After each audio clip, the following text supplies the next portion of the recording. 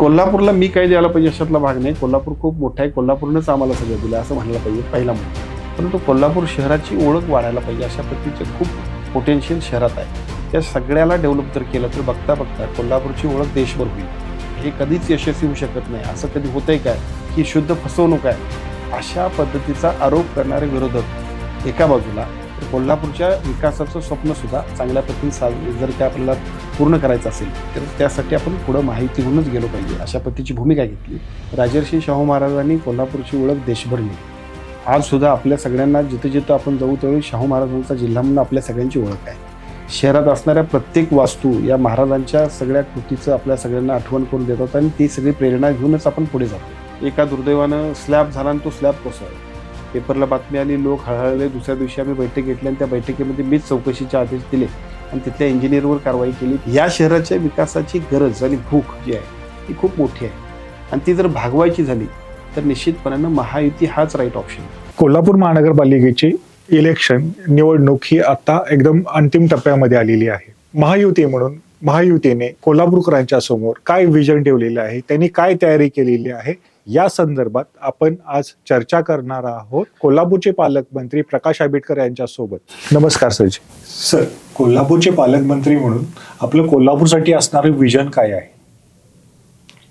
कोल्हापूरचा पालकमंत्री म्हणून कोल्हापूर जिल्ह्याच्या विकासासाठी सातत्यानं कोल्हापूरच्या सर्व नागरिकांना चांगल्या दर्जेदार सुविधा, कोल्हापूरच्या अर्थकारण, समाजकारण आणि राजकारणाबरोबरच त्यांच्या व्यक्तिगत एकूण चांगल्या कामांसाठी आणि त्यांच्या प्रगतीसाठी प्रयत्न करणं हा निश्चितपणे माझा प्रयत्न असणार आहे.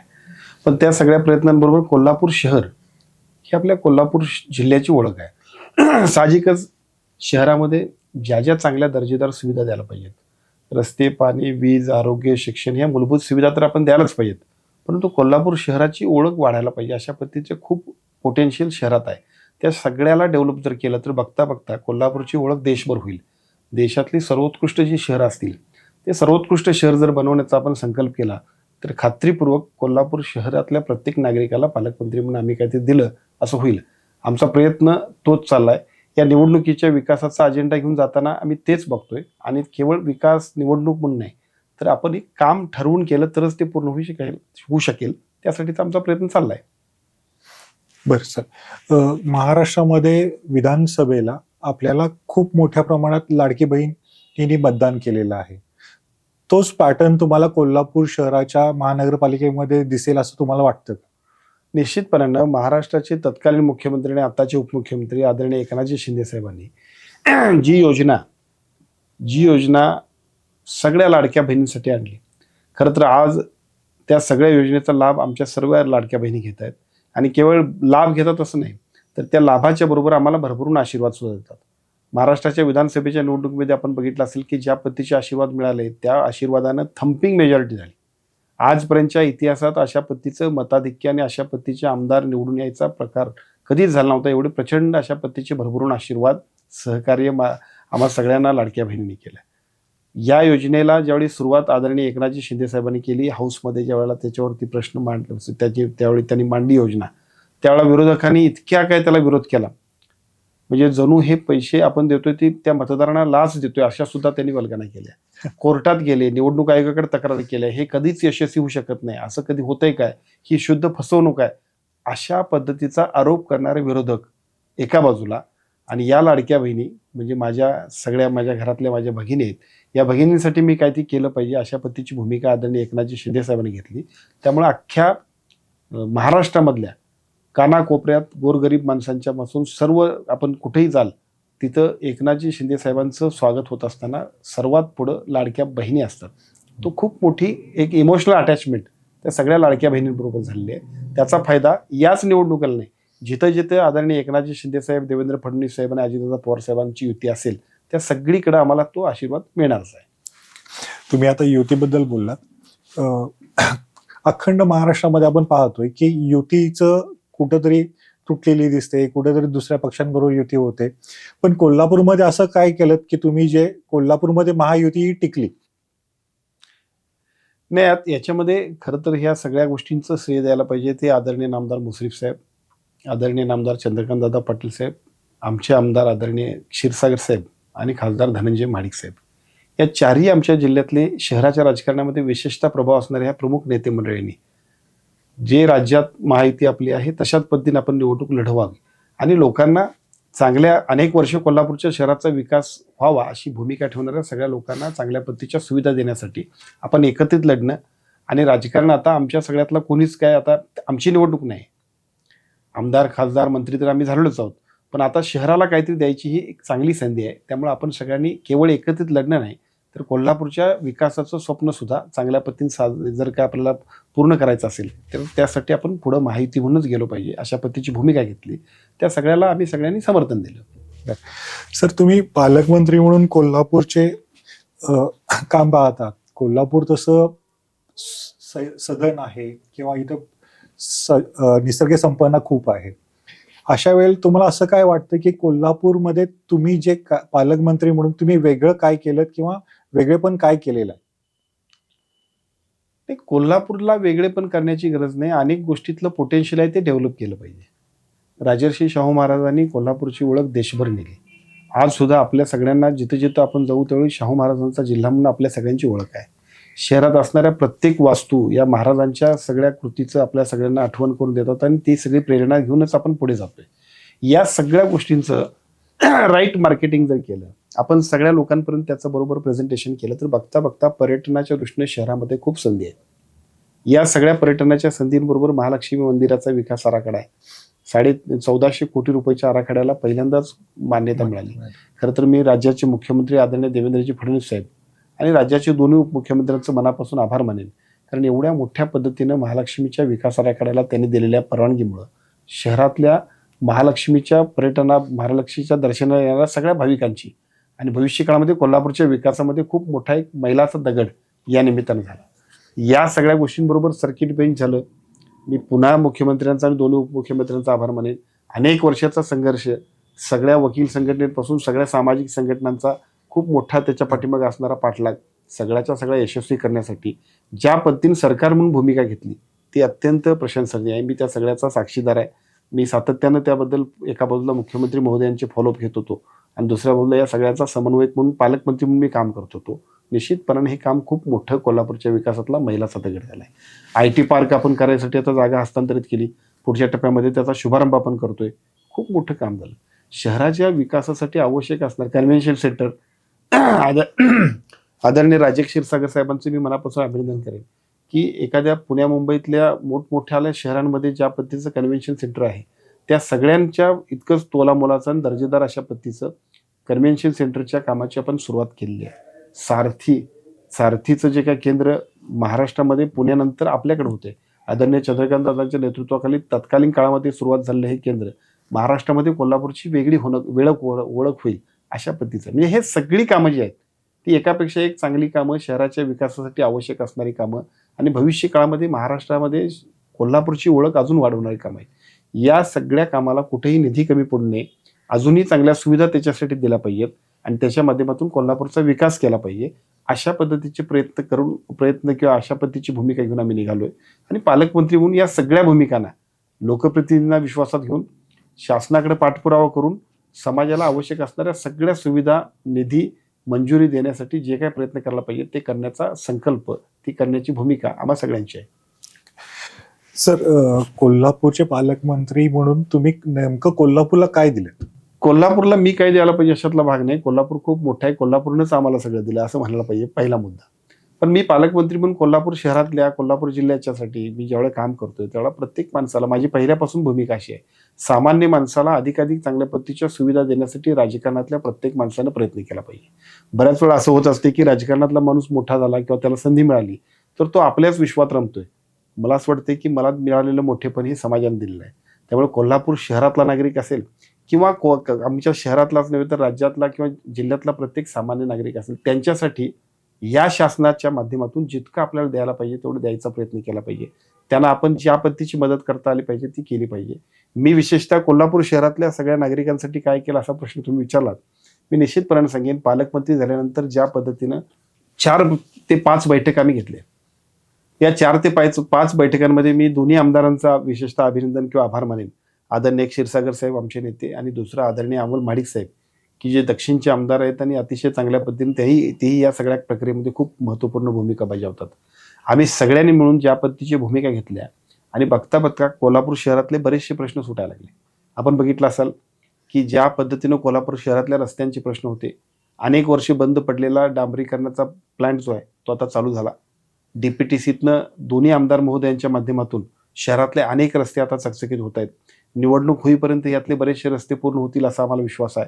वेगवेगळ्या पद्धतीच्या निधीतनं मान्यता घेतलेले शहरातले सगळे रस्ते आम्ही पूर्ण करतोय. विशेषतः रस्ते असतील अथवा कुठलंही बांधकाम असेल की ज्या प्रत्येक बांधकामामध्ये जर एखादी कामामध्ये अधिकारी हायगाई करत असतील तर त्याच्यावरती सुद्धा आपण कारवाई करतोय. आपण बघितलं असाल की एका बांधकामाच्या निमित्तानं एका दुर्दैवानं स्लॅब झाला आणि तो स्लॅब कोसळला. पेपरला बातमी आली, लोक हळहळले. दुसऱ्या दिवशी आम्ही बैठक घेतली आणि त्या बैठकीमध्ये मीच चौकशीचे आदेश दिले आणि तिथल्या इंजिनियरवर कारवाई केली. त्याला सस्पेन्शन केलं.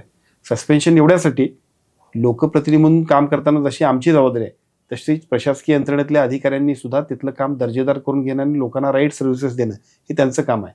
कॉन्ट्रॅक्टरला दोषी ठरवून प्रश्न संपणार नव्हता. तर असे चुकीचं काम करणाऱ्या लोकांवरती सुद्धा कारवाई करणं अपेक्षित होतं. मी आपल्याला सांगतो की पाणी पुरवठ्यामध्ये सुद्धा ज्या पद्धतीचा उशीर झाला त्यामुळे लोकांना प्रचंड त्रास झाला. त्या सगळ्यामुळं गणपतीच्या सणामध्ये लोकांनी अगदी ठणाना म्हणजे घागरी घेऊन आंदोलन करायची वेळ आमच्या सगळ्या महिला भगिनींच्यावर आली. या सगळ्या घटनाक्रमाची दखल घेऊन आम्ही एका बाजूला शिंगणापूरची जी काय आपली पाण्याची स्कीम आहे पुईखडीवरती आपण तिथं 3.5-4 कोटी रुपये DPTCतनं आदरणीय अमल महाडिक साहेब आणि क्षीरसागर साहेबांची मागणी होती. त्याप्रमाणे तात्पुरती व्यवस्था केली की भविष्यात अशा पद्धतीचा कुठलाही काळामवाडी प्रकल्पामध्ये जर काही अडचण आली तर अशा कुठल्याही अडचणीमध्ये सुद्धा आपल्याकडं पाण्याचा पुरवठा खंडित होणार नाही यासाठीची व्यवस्था केली. आणि त्याचबरोबर या सगळ्यामध्ये दिरंगाई करणारे जे लोक असतील त्यांच्यावरती कारवाई करण्याबद्दल सुद्धा आपण पुढे निघालो. विशेषतः लोकांचा कचऱ्याचा प्रश्न होता की ज्या कचऱ्याच्या प्रश्नामध्ये सुद्धा लोकांना खूप पॅनिक लोक होत होते. त्याबद्दलच्या सुद्धा लोकांच्या तक्रारी होत्या. मी आपल्याला सांगेन की गेल्या 7-8 महिन्यापूर्वी माझ्याकडं सर्किट हाऊसला मी असताना तिथल्या काही महिला भगिनी आल्या होत्या. त्यांचा फक्त आग्रह इतकाच होता, आम्ही कसे जगतोय ते बघा चालत. असं का म्हणणं होतं त्यांचं, तर पलीकडच्या बाजूला असणाऱ्या त्या कचरा प्रकल्पामुळे जगणं मुश्किल झालं होतं असं तिथल्या नागरिकांचा अशी अवस्था होती. मी आपल्याला सांगतो पुढच्या 4 महिन्यानंतर तिथं आपण ज्यावेळेला जाऊ त्यावेळेला एखाद्या 5 स्टार अशा पद्धतीच्या MIDC मध्ये एखादा प्रोजेक्ट सुरू आहे अशा पद्धतीचा तो कचरा प्रकल्प वाटणारच नाही अशा पद्धतीचं नियोजन करून आम्ही काम करायला लागलोय. त्याचा फायदा असा आहे की एका बाजूला तिथे एफिशियन्सी वाढली. दररोज 2.5 लाख टन जो काही कचरा आहे त्या कचऱ्याच्या वरती अतिशय चांगल्या पद्धतीची प्रक्रिया होती. बायोगॅस प्रकल्प बंद होता तो सुरू झाला. बाकीचे प्रकल्प त्याच्यामधनं होत आहेत. त्याच्यामध्ये आता CNG गॅस तयार करण्याचा सुद्धा भविष्यातला प्रकल्प आहे की ज्याच्या माध्यमातून कचऱ्यातून अतिशय चांगल्या पद्धतीनं फायनान्शियल सस्टेनेबल अशा पद्धतीचा प्रोजेक्ट तयार होईल. थोडक्यात शहरातले रस्ते, पाणी, वेगवेगळ्या पद्धतीच्या प्रदूषणाचे आपल्या विषय असतील किंवा आपल्या ह्या सगळ्या कचरा निर्मूलनाचे विषय असतील त्या सगळ्यांमध्ये शहराला ज्या ज्या सुविधा द्यायला पाहिजेत त्या आपण दिल्या. पण त्याच्याही पलीकडे विशेषतः जो कन्स्ट्रक्शन TDR आहे, कन्स्ट्रक्शन TDR आणि रेग्युलर TDR खूप वर्षांपूर्वी म्हणजे आम्ही सुद्धा त्यावेळेला कॉलेजला असू त्यावेळेला TDRचा घोटाळा झाला होता. बरोबर. त्यावेळेपासून या महानगरपालिकेत TDR हा विषयच बंद केला होता. TDR हा डेव्हलपमेंटसाठी सुद्धा एक चांगली संधी आहे. चुकीच्या गोष्टी करणाऱ्या लोकांना बाजूला ठेवा, पण जे चांगलं आहे त्याचा स्वीकार केला पाहिजे तरच शहराचा विकास होऊ शकतोय. त्याच उद्देशानं आपण कलेक्टरना आपल्या आयुक्त मॅडमना सूचना दिल्या आणि त्यांनी सुद्धा त्या पद्धतीने कन्स्ट्रक्शन TDR साठी सुद्धा सकारात्मकता दर्शवली आणि रेग्युलर TDR द्यायला सुरुवात केली. भविष्य काळामध्ये शहराच्या सर्व रिंग रोड असतील, सर्व पद्धतीचे रस्ते असतील, एका बाजूला सगळ्या कॉन्ट्रॅक्टर्स आपल्या बिल्डर्स लोकांना सुद्धा आम्ही विनंती केली आणि कन्स्ट्रक्शन TDRला सुद्धा त्यांची संमती आहे. शहराच्या विकासासाठी सगळ्यांच्या विचारानं जर आम्ही काम करत गेलो आणि एक नियोजनाचा आराखडा केला तर त्याचा फायदा होऊ शकतोय याची खात्री कोल्हापूर शहरात आम्ही घेतलेल्या मॅरेथॉन बैठका, त्याच्यावरचे डिसिजन, ॲक्शन आणि फॉलोअप अशा पद्धतीची भूमिका दोन्ही आमदारांच्या सहकार्यानं आम्ही घेतली आणि त्याचा एक चांगला मेसेज लोकांमध्ये गेला.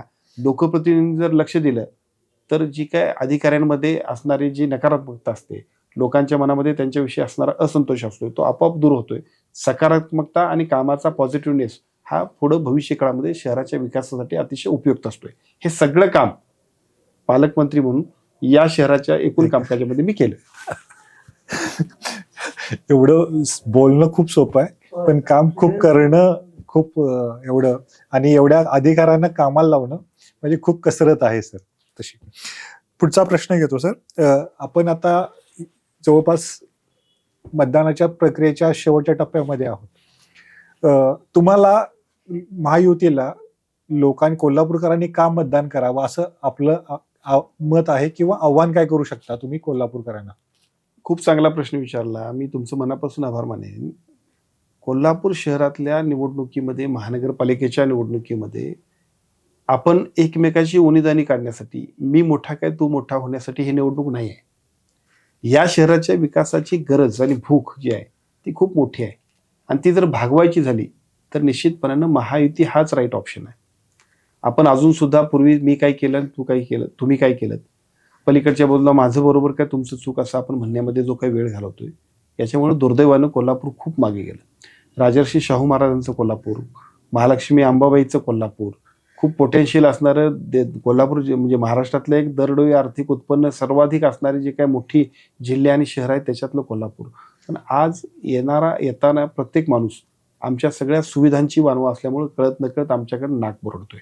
या शहराला देशातली जी सर्वोत्कृष्ट शहरं असतील त्याच्यामध्ये जर का आपल्याला घेऊन जायचं असेल तर महायुती राज्यात केंद्रात आहे, आणि त्याचबरोबर जिल्ह्यातले आणि विशेषतः ह्या शहराचे दोन्ही आमदार सुद्धा महायुतीचे आहेत. पुढचे 5 वर्षे सुद्धा ही सत्ता महायुतीचीच असल्यामुळं जे प्रकल्प आम्हाला करायचे आहेत, ज्या योजना किंवा वचननामा मी दिलाय त्याची पूर्तता करायची असेल तर या सगळ्याच्या निधीचं, मंजुरीचं आणि फॉलोअप किंवा या सगळ्या गोष्टींच्या योग्य पद्धतीच्या पाठलागाचं, पूर्तता करण्याचं जबाबदारी आम्ही घेतोय, आणि त्या पद्धतीने आम्ही लोकांकडे विनंती करतोय. यावेळची निवडणूक आमच्या मोठेपणासाठी अथवा कोणाच्या मोठेपणासाठी नाही, तर यावेळची निवडणूक कोल्हापूरला पुढच्या 50 वर्षाचं विकासाचं जे व्हिजन घेऊन आम्ही निघालोय त्यासाठीची आहे. त्यामुळे आम्हा सर्वांना मदत करा. अजून एक प्रश्न सर असा आहे की आता प्रभाग रचना खूप बदललेली आहे, प्रभाग रचनेचा संदर्भ सगळे बदलत गेलेले आहेत. अशा संदर्भामध्ये तुम्ही तुमचं प्लॅनिंग कसं केलंय, म्हणजे महायुती म्हणून प्लॅनिंग कसं केलं? नाही, ही पहिल्यांदाच महानगरपालिकेची निवडणूक होते. विशेषतः आपल्या माध्यमातून मी सगळ्या मतदारांना आणि नागरिकांना सुद्धा विनंती करेन की निवडणूक पहिल्यांदा होते, त्यामुळे साहजिकच थोडंसं अजून सुद्धा सगळ्याच दोन्ही बाजूच्या उमेदवारांना सुद्धा थोडीशी अजून सगळे ही निवडणूकच नवीन आहे. त्याला कारण असं आहे, अनेक वर्ष एकाच वॉर्डातला एक उमेदवार असायचा, त्यामुळे वार्डापुरते ते बऱ्यापैकी परिचित असायचे. परंतु आता 4-4 वार्ड झाल्यामुळे त्यांना नवीनच्या ते त्यांच्या भागात प्रसिद्ध आहेत, परंतु पलीकडच्या बाजूला मात्र त्यांना सगळ्यांना आपली ओळख आपल्या पॅनलच्या माध्यमातून, युतीच्या माध्यमातून सगळ्यांच्या सहकार्याने करावी लागते. ही निवडणूक नवीन आहे, परंतु माझी विनंती अशी आहे सर्व नागरिकांना की आपण निवडून देत असताना कोणत्याही परिस्थितीमध्ये शहराच्या विकासाचं स्वप्न जर पूर्ण करायचं असेल तर एका दुसरा आपला मित्रमंडळी आहे, नातेवाईक आहे, जवळचा आहे, अमुक आहे, तमुक आहे, याच्यापेक्षा सुद्धा महायुतीच्या किंवा पॅनलच्या पाठीमागच तुम्ही ताकद लावणं गरजेचं आहे. कारण बऱ्याच वेळा असं होतंय की तो परिचित नाही म्हणून त्याच्याकडे दुर्लक्ष करूया असं म्हणायला गेलात तर आपण सगळेजण नुकसान करू. विशेषतः मी आपल्या माध्यमातून आणखी एक गोष्ट सांगेन, जे शहरात ते उपनगरात अशा पद्धतीची काल आम्ही उपनगरात एका कार्यक्रम होता त्या दिवशी आम्ही घोषणा केली. त्याला कारण असं आहे, शहरातले प्रश्न जेवढे महत्वाचे आहेत, शहराच्या विकासाचा अजेंडा जेवढा महत्वाचा आहे तेवढाच उपनगराच्या समस्या सुद्धा खूप आहेत. विशेषतः माझ्याकडे आला तर तुम्ही राधानगरी भुदरगड तालुक्यातले लोक तिकडे कळंबा परिसरापासून साने गुरुजीपर्यंत राहतात, त्या सगळ्या लोकांचे प्रश्न आहेत, रस्त्याचे, गटर्सचे, लाईटचे, वेगवेगळ्या पद्धतीच्या ओपन स्पेस जागांचे, त्या सगळ्यांना त्यांच्या पद्धतीच्या सुविधा द्याव्या लागतील. इकडे आपण जर काय पन्हाळ्याकडनं आला तर तिथं वाढलं, मी थोडक्यात सगळीकडची उपनगरं जी आहेत बरोबर, तिथं सुद्धा त्या सुविधा द्यायच्या असतील तर निवडणुकीमध्ये राजकारण न बघता कोल्हापूरचा व्हिजन, विकासाचं व्हिजन या मुद्द्यांवरती ह्या नवीन प्रभाग रचनेमध्ये सुद्धा आमच्या महायुतीचे जे उमेदवार असतील त्यांच्याच पाठीमागे आपला आशीर्वाद द्या. निश्चितपणानं त्याचा रिझल्ट आपल्याला देणं ही आमची जबाबदारी आहे. फक्त विनंती इतकीच आहे की कधी कधी कन्फ्युजन होईल, काही माणसांच्या मनामध्ये असे प्रश्न पडतील की बाबा 4 लोक आहेत तर मग याच्यातलं कुणाला द्यायचं, हे मग आमच्या ह्या सगळ्या गोष्टींचा आपण सगळ्यांनी थोडासा सकारात्मक विचार करावा. महायुतीच्या पाठीमागच आपल्या सगळ्यांचे भरभरून आशीर्वाद द्यावेत अशी सुद्धा विनंती मी आपल्या माध्यमातून करेन. सर तुम्ही ह्या इलेक्शनमध्ये महायुतीला किती सीट्स मिळतील असा अंदाज आहे? महायुतीचा स्ट्राईक रेट हा अतिशय चांगला असेल. शिवसेना, भाजप आणि राष्ट्रवादी काँग्रेस पक्षाची युती झालेली आहे.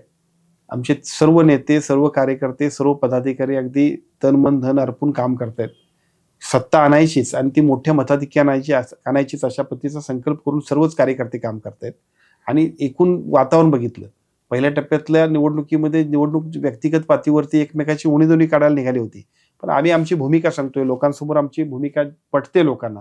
त्यामुळं स्ट्राईक रेट चांगला असेल, सत्ता तर येणारच, पण प्रचंड मताधिक्य घेऊन थम्पिंग मेजॉरिटीनं आम्ही येणार आहोत एवढी खात्री आपल्याला देतो. चालेल सर, आपण आला त्याबद्दल आमचे धन्यवाद. थँक्यू.